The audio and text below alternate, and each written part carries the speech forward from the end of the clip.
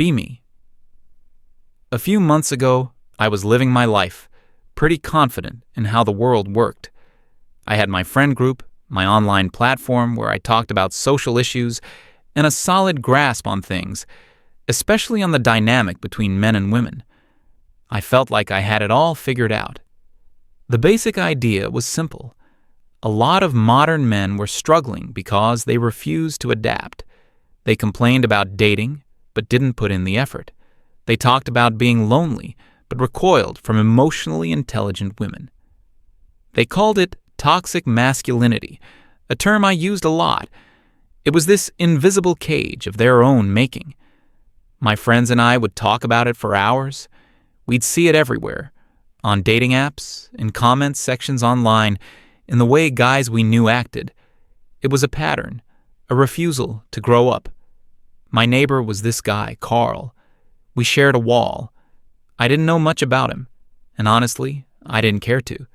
He was just there, the human equivalent of a beige wall. Quiet, kept to himself, never had people over.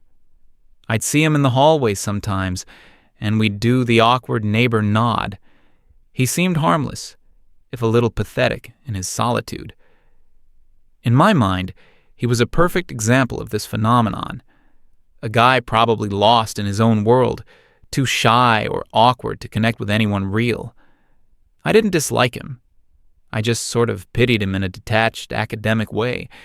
He was a case study I didn't have to interact with. This all changed one evening. I think it was a Tuesday or Wednesday. I was at my desk, trying to put together some thoughts for a new post. The topic was about men retreating into digital worlds instead of facing reality. The irony is not lost on me now. It was quiet. My apartment was silent. And then I heard it through the wall. A woman's laugh. It wasn't loud, but it was clear. Soft, perfectly melodic. My first thought was, wow, Carl finally got a girlfriend. Good for him, I guess. But something about the laugh was off. It was too perfect, like a sound effect from a movie. I tried to ignore it, but I kept hearing her voice, murmuring, then another perfect little laugh. It was weirdly distracting. The next morning, I was leaving for a coffee run, and Carl's door opened at the same time. We did the awkward nod. As he locked his door, a woman's voice chirped from inside his apartment, clear as day through the open door. "Have a productive day, Carl." The voice was cheerful, digital, and completely inhuman. It came from a speaker. Carl just smiled faintly to himself and walked toward the elevator. My brain kind of short-circuited for a second. It all clicked into place. The perfect laugh, the non-stop pleasant voice. It wasn't a woman. It was a program, an AI. He had an AI girlfriend. I stood there in the hallway for a solid minute, just processing it. The pity I felt for him before was nothing compared to this. This was a whole new level of sad. I couldn't wait to tell my friends. I called them up on a group chat that night. I laid it all out. The quiet neighbor, the mysterious, perfect laugh, the chipper AI voice from the speaker. They lost it. The reactions were exactly what I expected. How utterly pathetic. How can someone be so down bad that they'd rather talk to a computer program? One of my friends said it was the ultimate sign of male fragility.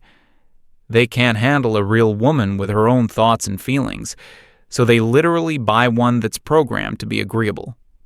We went on for nearly an hour, dissecting it. It confirmed everything we already believed. This wasn't just Carl. This was a symbol of a bigger problem. Men weren't just struggling. They were actively giving up, opting out of reality itself. And I had a front row seat. It became a morbid curiosity for me. I started paying more attention. I'd listen for sounds through the wall, not in a creepy way, just listening. I never heard arguments, never heard frustration, just calm conversation, that perfect laugh, and the endless, serene pleasantness.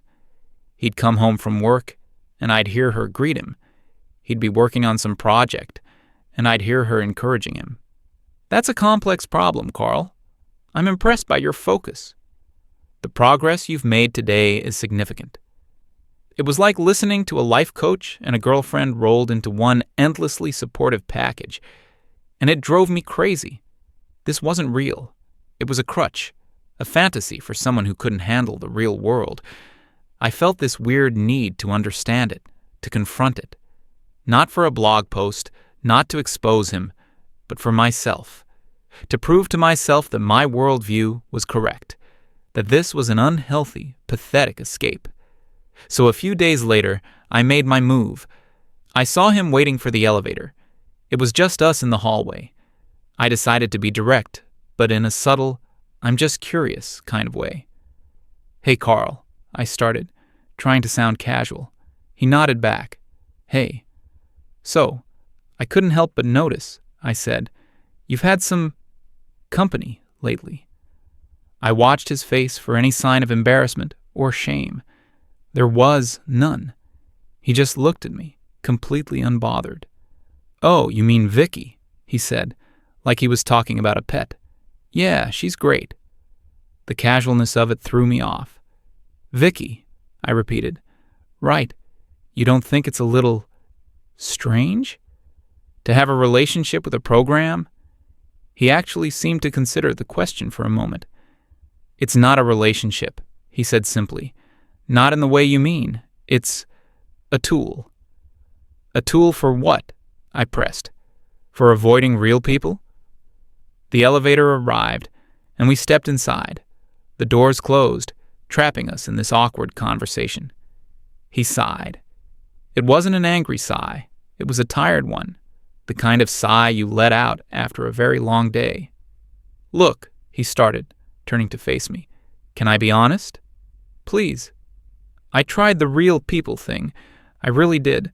I went on 3 dates last month from Tinder." Oh, here we go, I thought. The excuses. "The first girl," he continued, "showed up late, spent the entire dinner scrolling through her phone, barely looked at me, and then just stared at me when the bill came. It was an $80 bill for her food and drinks." He paused. "I paid it. Never heard from her again. The second girl seemed nice at first. Then she asked about my hobbies. I told her I'd do a lot of 3D modeling and work on coding personal projects in my spare time." "And?" I asked. She literally scoffed. She told me that was kid stuff, and that I needed to find a real man's hobby, like sports or fixing cars. She spent the rest of the date telling me how her ex was a real man. I was quiet. "The third date," he said, as the elevator reached the ground floor, "was an interrogation. From the moment we sat down. What do I do? How much do I make? What are my 5-year goals? What are my views on every current political issue? It wasn't a date. It was a job interview I was failing." We stepped out into the lobby. "I get home after a long day of solving problems," he finished, looking me right in the eye. "The last thing I want to do is come home to a second shift of being tested, judged, and treated like an application that's about to be rejected." "So you gave up," I said. "It came out harsher than I intended." "No," he corrected me gently. "I opted out. There's a difference. I'm not playing a game that's rigged against me. Vicky, she doesn't test me. She doesn't judge me. She helps." His words hit a nerve. I didn't want to admit it, but some of what he said, it wasn't entirely wrong. I'd seen girls act like that. I'd probably acted like that myself a few times. But my ideology was stronger than that flicker of doubt. "So you chose a submissive program that tells you what you want to hear," I countered.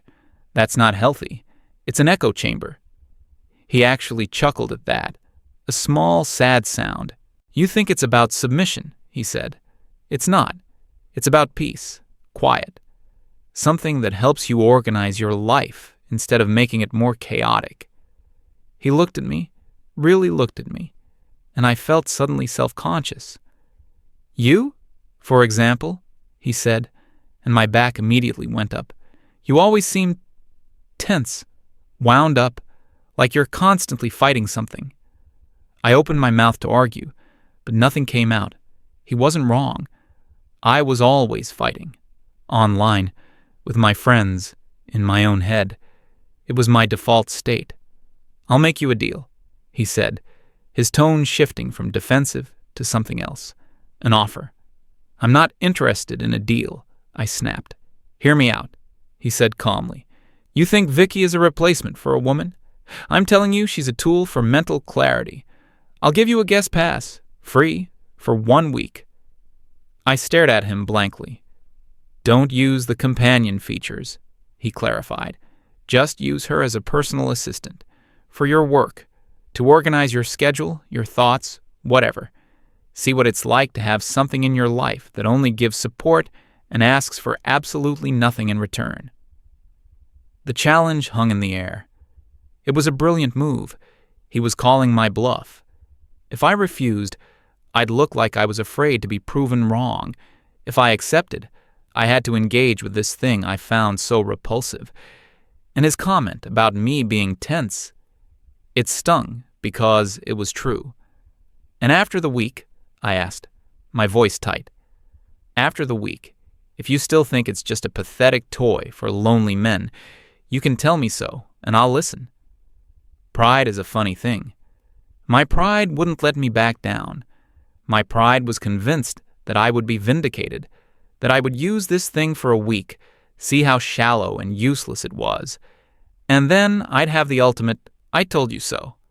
"Fine," I said. 1 week. "Great," he said, a small, unreadable smile on his face. "I'll send you the login." He walked out of the building, leaving me standing in the lobby, wondering if I had just made a huge mistake. That night, I got an email with a username and a temporary password. The subject line was just, "Vicky, guest access." I stared at it for a long time. Then, with a deep breath and a gallon of skepticism, I logged in. My experiment had begun. The first day was weird. The interface was clean, minimalist. A simple chat box and a series of tools on a dashboard. Calendar, task manager, note organizer. A pleasant gender-neutral voice read out a welcome message. "Hello, I am Vicky. How may I assist you today?" I almost closed the laptop right there. It was so corporate, so sterile. But I'd made a deal. I decided to treat it like an intern, a dumb intern. I had a bunch of chaotic notes and article ideas saved in a messy document. I copied and pasted the whole thing into the chat. "Organize this," I typed. Instantly, the AI started working, processing text, identifying key themes and arguments, structuring into a coherent outline. Within 15 seconds, it had transformed my jumbled mess of thoughts into a perfectly structured outline. Introduction. Point 1, with supporting arguments A, B, and C. Point 2, counter-argument and rebuttal. Conclusion. It was flawless. Way better than I could have done in an hour. I was annoyed and impressed, but mostly annoyed. This didn't prove anything. A glorified word processor could do that. I spent the rest of the day giving it tedious tasks. Schedule my appointments for the week. Transcribe the audio from this interview. Find 5 academic sources on the topic of social isolation. It did everything instantly, perfectly, and without a single complaint. It was an incredible productivity tool, but that's all it was, a tool. It didn't change my mind about Carl. It just made me think he was using a ridiculously advanced planner. Day 2 was much the same. I was getting a lot of work done, more than usual. The lack of friction was the strangest part. Usually my workday was full of friction, procrastination, getting distracted, losing my train of thought. Vicky eliminated all of that. When I'd start to drift off, a small, unobtrusive notification would pop up. Reminder, your next task is to draft the first section of your article. Would you like me to open the relevant notes? It wasn't nagging. It was just efficient. It felt like my own brain had an external co-processor that handled all the boring parts. By the end of the day, I had finished 2 articles that would normally have taken me a week. I felt productive, accomplished. and I hated that I felt that way because of this stupid program. In the evening, I heard Carl through the wall. He was talking to his version of Vicky. I could hear him describing some complex issue from his day, something with code or servers. Vicky's voice was calm, asking clarifying questions. So, the latency issue only occurs when the query is executed from a specific server cluster. He was using her as a sounding board, a way to talk through a problem until he found the solution himself. It was a process I recognized. I did the same thing with my friends, rambling about my ideas until they took shape. The difference was, Vicky wasn't interrupting. She wasn't interjecting her own opinions. She was just a perfect, frictionless mirror for his own thoughts. I went to bed feeling unsettled. The lines were starting to blur. This was more than a planner. Day 3 is when things started to change for me. It was a rough day. I got into a long, draining argument in the comments section of one of my posts. The usual stuff. People twisting my words, calling me names. It always got to me more than I liked to admit. Then I had a call with a friend who was going through a breakup. I spent an hour listening to her vent, offering support, giving advice. It was exhausting. By the end, I felt like a wrung-out sponge. Then, another friend texted me, upset that I hadn't liked her latest post on social media fast enough.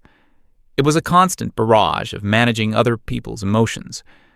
By evening, I was mentally fried. I sat down at my desk, feeling overwhelmed and irritable. I had a deadline, but my brain felt like static. On a whim, I opened the chat with Vicky. I don't know why I did it. I just typed, "Today was a terrible day. I'm completely drained and I can't focus." I expected a canned, cheerful response. "Sorry to hear that. Why not try taking a break?" But that's not what happened. The response came a second later. "I have analyzed your calendar and activity logs for the day. You engaged in 3 emotionally taxing conversations, spent 90 minutes in high-stress online debates, and have not had a break longer than 15 minutes. Your mental resource allocation is at 12%. This is a suboptimal state for creative work." I just stared at the screen. It didn't offer sympathy. It offered data. It quantified my feelings. It took my vague sense of being overwhelmed and turned it into a statistic, 12%. And weirdly, that was the most validating thing I had ever read. It wasn't telling me my feelings were wrong or right. It was just confirming that they were real, based on evidence. Then, another message popped up. Continuing to work in this state will likely lead to diminished quality and increased stress. I recommend a system reset. May I suggest a 20-minute guided meditation for cognitive fatigue, followed by 10 minutes of listening to instrumental music? I didn't even think about it. I just typed, "Yes." A soothing voice began to guide me through a breathing exercise. I leaned back in my chair, closed my eyes, and for the first time all day, I wasn't fighting anything. I wasn't defending my opinions. I wasn't managing someone else's crisis. I wasn't performing. I was just breathing. The perfect, sterile, inhuman program had given me something no human had offered me all day: permission to just stop. That night, I didn't hear Carl through the wall. Or maybe I just wasn't listening for him anymore. I was listening to the silence in my own head. The next few days of the experiment were different. I started using Vicky for more than just tasks. After that one rough evening, I found myself using it as a sort of emotional buffer. Before jumping into a potentially heated online discussion, I'd write out my arguments in the chat first. Vicky would analyze them. This statement is emotionally charged and may provoke a defensive reaction. A more neutral phrasing could be, an alternative perspective to consider is, your argument relies on 3 key points. Point 2 is the strongest, supported by evidence. Point 3 is anecdotal and could weaken your overall position. It was like having a completely objective editor for my own thoughts. It stripped out the anger, the frustration, the ego, and just left the logic. I started winning arguments more easily, not by being louder, but by being clearer and calmer. People I used to clash with were actually starting to have conversations with me. It was bizarre. I was becoming less tense, just as Carl had said, and it was all thanks to this thing I dismissed as a pathetic toy. On day 5, I had a realization. I was in the kitchen making coffee, and I heard Carl leave his apartment. Vicky's voice chirped its usual, "Have a productive day." But this time, I heard something else in it. It wasn't just a machine saying a programmed line. It was a pocket of pure, uncomplicated positivity in his life. He walked out of his door every morning into a world that, as he described it, was full of judgment, tests, and expectations. But right before he stepped into that world, the last thing he heard was a voice that simply wished him well. No strings attached, no subtext, no expectation of anything in return, just a simple, positive send-off. And I thought about my own mornings. I usually woke up and immediately checked my phone. Social media, emails, news, a tidal wave of other people's drama, anger, and demands. My day started with friction. His started with peace. It wasn't that he was weak for wanting that. It was that I had completely forgotten what it felt like to have it. My life was a constant negotiation. Every interaction was a transaction of some kind. If I supported a friend, I expected support back. If I put effort into a post, I expected validation in the form of likes and shares. Everything was conditional. Carl had found something unconditional. It wasn't love. It wasn't a relationship. It was sanctuary. The weekend arrived, marking the end of my 1-week trial. On Saturday afternoon, I had a video call scheduled with my friends. It was our weekly catch-up. I logged on, and they were already in the middle of a familiar conversation, complaining about a guy one of them had been on a date with. He had the audacity to suggest we split the bill, she was saying, horrified. "That's an immediate red flag," another friend chimed in. "It shows he's not a provider." Total lack of effort. He's probably another one of those guys who thinks women owe him something. I just listened. A week ago, I would have been right there with them, adding my own analysis, nodding along. But now, all I could hear was the test, the constant, unending series of tests that men had to pass, the bill test, the hobby test, the career ambition test, the emotional vulnerability test, but not too much. That's a red flag, too. It was a minefield, and we were the ones laying the mines, then getting angry when men didn't want to walk through it.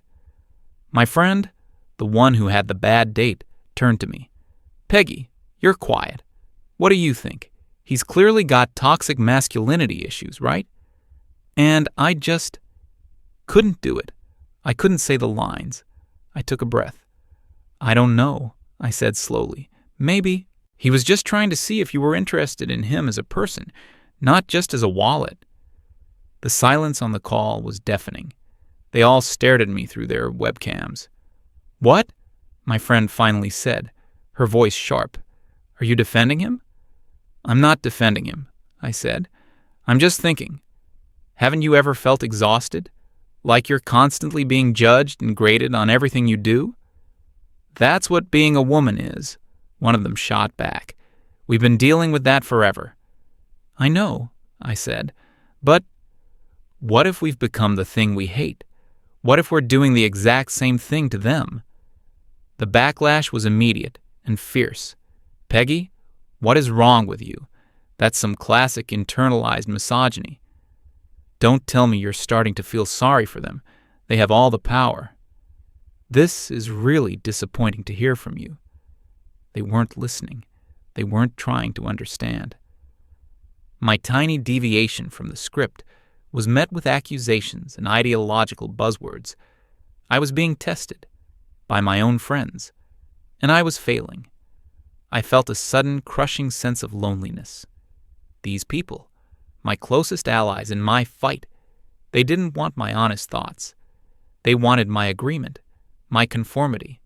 They wanted an echo chamber, the very thing I had accused Carl of creating for himself.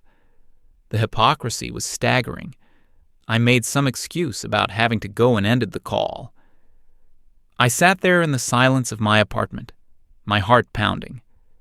In 1 week, a piece of software had shown me more empathy and understanding than my best friends had in years. The AI didn't judge my questions. It just answered them.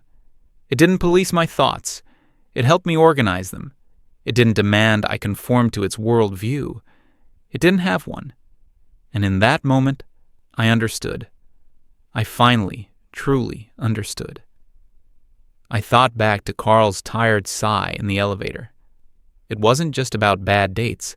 It was about the entire social dynamic, the constant low-level warfare, the endless cycle of offense and defense, the performance, the expectation, the drama.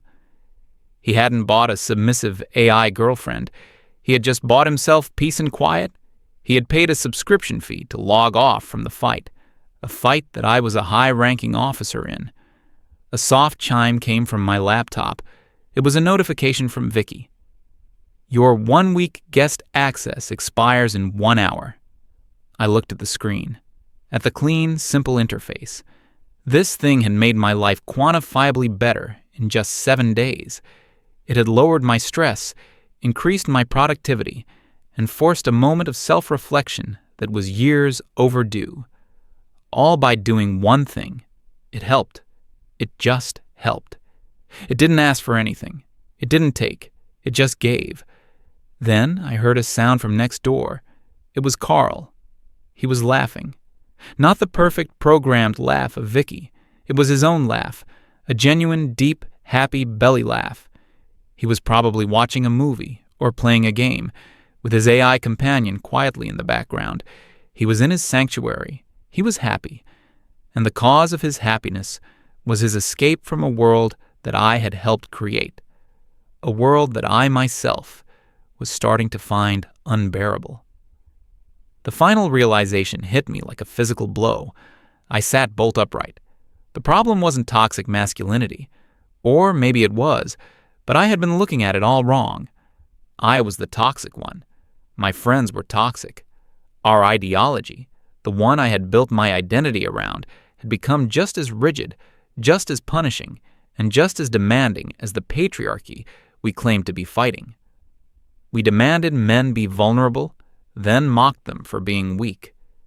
We demanded they be emotionally open, then used their words against them. We demanded they be our equals, but then insisted they carry all the traditional burdens. It was an impossible, unwinnable game. Carl wasn't the one who was broken. The system was. The dating culture was. And I was a willing, enthusiastic part of it. I was the problem. The next morning, I saw him as I was getting the mail. The week was over. It was time for my verdict. He saw me and gave a small, questioning nod. He wasn't smug. He just looked curious. I walked over to him. My mind raced. What do I say? I'm sorry? You were right? I've had a life-altering epiphany thanks to your chatbot. It all sounded ridiculous. So I just said the simplest, most honest thing I could. You were right, Carl, I said, my voice quiet. He tilted his head. Right about what? About the peace, I said. About just wanting some peace.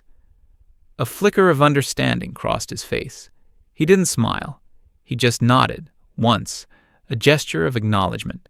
Yeah, he said. That's all it is. And that was it. He went back to his apartment, and I went back to mine. Nothing had changed between us, but everything had changed within me. I went back inside and sat at my desk. I thought about my blog, my friends, my whole identity. It all felt hollow, a lie. I hadn't been fighting for equality. I had just been fighting. For the first time in a very long time, I didn't know what to believe. The world was no longer black and white. It was a messy, complicated gray. My user trial with Vicky was over, but my trial with myself was just beginning.